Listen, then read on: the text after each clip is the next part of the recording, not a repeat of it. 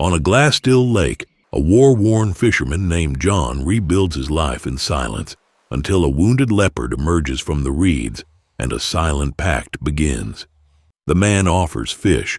The leopard, in turn, offers strange gifts: a braided clump of lake grass, a faded toy wheel, a polished piece of driftwood.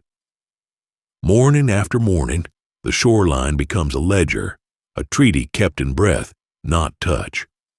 A treaty that holds until a chilling sound, the metallic clang of an iron trap, shatters their world. Until one day the page is blank, a smear through dew, a print with a sharp heel, a cigarette butt ground into clay. Following the smallest signs, John steps toward a door that should never have been opened. What happens when a human steps into the untamed world of a predator, and a predator chooses to trust a human? Sun cracked into glittering shards across the lake as a man named John took his old cedar skiff out to the drop-off, where trout rose like coins flicked through glass. The wooden house he had reclaimed, set back among birch and fir, watched quietly from the tree line. The war had taken years, and with them his appetite for the river's music, yet muscle memory returned to his hands when the rod bowed and the line sang. Morning after morning the ritual stitched him back together. Then, on a day bright as a polished lure, the shoreline rustled and a shape limped out of the cattails. A leopard, ragged left hind leg dragging, ribs sketched too clearly under the coat, stood with that wild stillness that pulls human voices down to whispers. Ears forward, no hiss, no snarl, only a tired calculation, risk against hunger. John did not move closer. He filleted his catch and set a modest scrap on the sand, then stepped away. The wild cat slid forward, shoulder blades lifting and falling, and took the offering with the etiquette of a creature that will not beg but cannot refuse. The next morning it came again.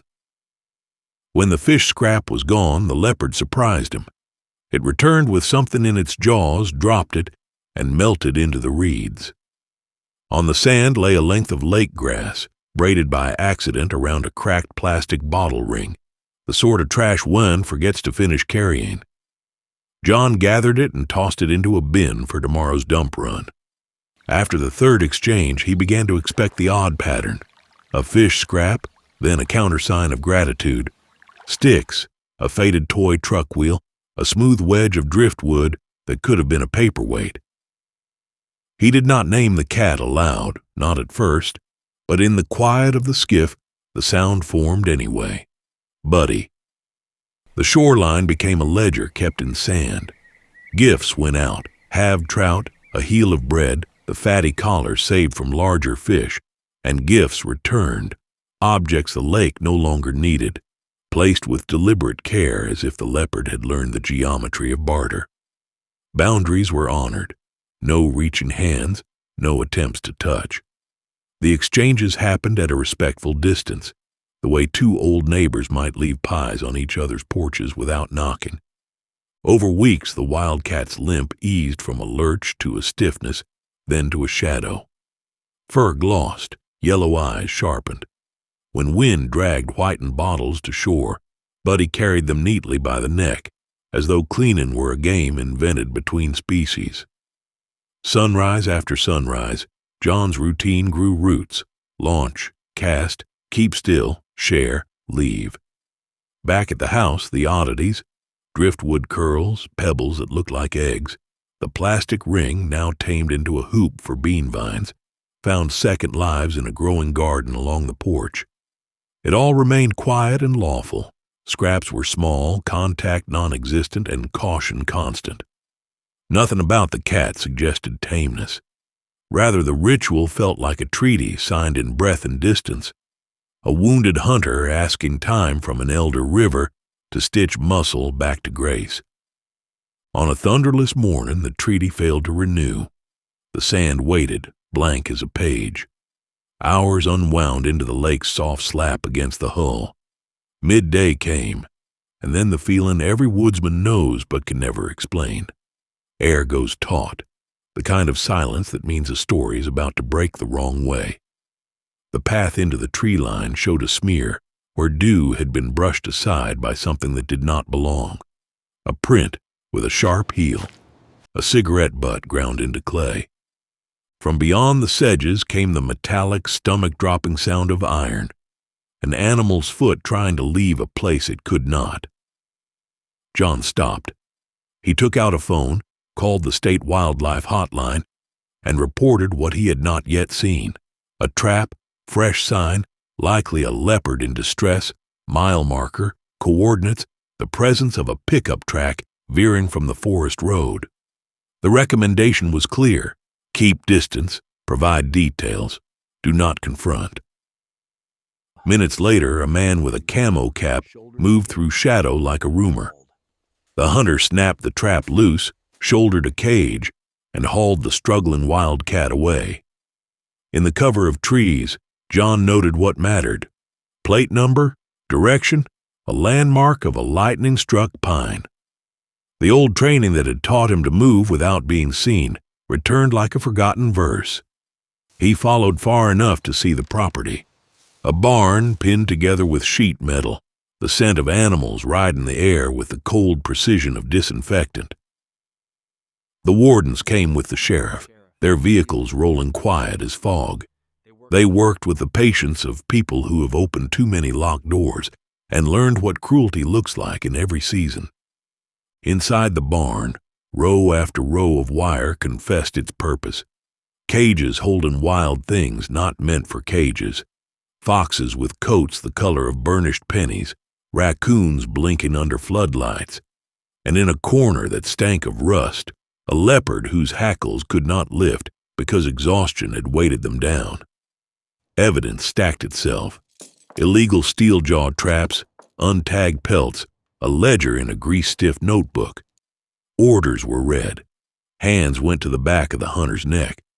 A veterinarian sedated Buddy with the kind of tenderness that does not ask for forgiveness because it is too busy giving relief. Under the light, the diagnosis unfolded: puncture wounds along the hock, swelling, risk of infection, probable nerve irritation, pain somewhere deep in the soft machinery of the leg. At the licensed rehabilitation center upriver, fluids met veins, antibiotics met the quiet fever of stress, and time began its second job. The goal was never domestication, it was function. Enough muscle and confidence to turn hunger into skill again. For weeks, Buddy lived behind shade cloth, where eyes could not memorize the shape of human faces. Food arrived without ceremony. Enrichment boxes bled the scent of mice and feathers. The wild cat learned to step through a small hatch to a run where wind held court and where privacy meant survival. When X-rays sang their clear song, no fractures, soft tissue trauma only, the plan shifted to a soft release near the capture site so that familiar ground could finish what medicine had started. The pen went up along the lake's edge, tucked in alder where water could cool the air, and minnows stitched silver along the shallows. Care staff handled feeding and checks. Neighbors were reminded to give space. John, who had reported the crime, and then vanished from the official story like a good witness, kept to his porch. Some evenings, while he tied jigs at the workbench, he looked up to see Buddy standing at the pen's far end, eyes bright with that inward arithmetic predators do: measuring, comparing, planning. When the hatch stood open for good, Buddy stepped out as if leaving a hotel whose stay had become too long. The old exchange returned, but changed shape. No more kitchen scraps. Now the wildcat's countersign was competence itself. Neatly plucked feathers under the cedar, a rabbit hide dragged to the sand with the clean diagonal of a throat bite. The offerings were not left for barter so much as for declaration. Proof stamped onto John's shoreline that the wild had paid its debts and would be handling its own hunger from now on. John laughed sometimes, not at the deaths, but at the audacity. The way a once broken gate had become choreography. Boundaries still held. The space between porch and reed bed remained sacred. The closest the two ever came was the cool minute when dusk makes everything blue, and both stood, man at the steps, leopard at the grass, and listened to loons unspool their vowels across the water. Late summer folded the hills in gold. Crickets took over night duty. One dawn arrived empty, and then another, and the absence did not sharpen into fear. It felt like a natural widening, the way streams split around boulders and then find each other downstream. Tracks read as travel, not trouble. Then, on a morning with a fog so light it looked like breath the lake itself was holding, Buddy appeared at the bottom of the porch steps with the calm of a queen who knows her border guards. She did not ask permission. She did not need to. From the reeds behind her tumbled two leopard cubs, all paws and ears, their spots loud against their baby-soft coats. She set them down beside the first step, under the cover of the overhanging geraniums, exactly where rain could not reach, exactly where the ground held the sun's leftover warmth from the afternoon before. The scene was not tame, it was tactical. The porch had been mapped by a hunter who understood winds and safety. John did not approach. A call went out to the rehabilitation center with a simple request for guidance. The answer came back standard and strict: observe only, secure pets indoors, no food, no photographs with flash, no noise, and do not intervene unless injury or orphaning occurs. For days, life shrank to a respectful choreography. At dawn, Buddy ghosted in, nursed the cubs until their bodies went slack with milk sleep, and vanished to hunt. The little ones practiced the trade their mother had perfected, stalking wind-fallen leaves, pouncing on the jingle of a beaded pull chain that hung from the porch's old fan, boxing shadows with the earnest ferocity of apprentices. Once, a grass snake skated along the edge of the step, and one cub pinned it with a paw, looked back for instruction, and released it when none came. The porch became a nursery annex to the woods, not because wildness had softened, but because wildness had calculated that the human's porch was a safe temporary wall in a landscape too full of teeth. On the week the maples tipped into red, a last gift arrived. It was not prey and not trash. It was a small arrangement on the sand, built the way rivers build. A curved twig, a flattened lure lost long ago and polished by silt into something talismanic, and the plastic hoop from that first spring, now wound with lake grass in a pale green braid. The three objects pointed at each other the way constellations make meaning out of bright accidents. At the edge of the clearing, Buddy waited, sleek as a question mark. One cub peered out from the reeds with a moth's wing stuck like confetti to its forehead. The other carried a milkweed pod it treated like a trophy. The family paused and then slipped away along the alder line, where deer had opened a door through the brush. Their movement said everything true stories ever say when they finish correctly. Nothing is owed and everything is kept. Winter would come. The lake would harden into a mirror that offered no reflection to fish and little grace to men. In the wooden house, hooks would be sharpened and lines coiled.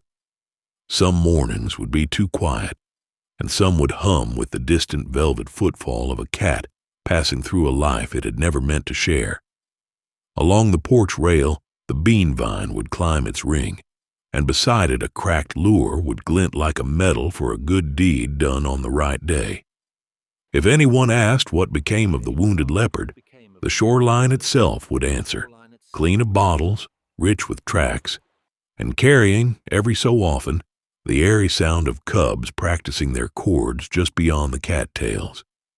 The debt between man and wild had balanced itself the only honest way, with distance kept, harm repaired, and gifts exchanged, until the ledger turned into a story older than either of them. This story is inspired by real-world wildlife rehabilitation practices. In the United States, it is illegal or strongly discouraged in many jurisdictions to feed or handle native wildlife. If a wild animal appears injured or orphaned, contact your state wildlife agency or a licensed rehabilitation center for guidance. Keep distance, secure pets, and let professionals decide the next steps.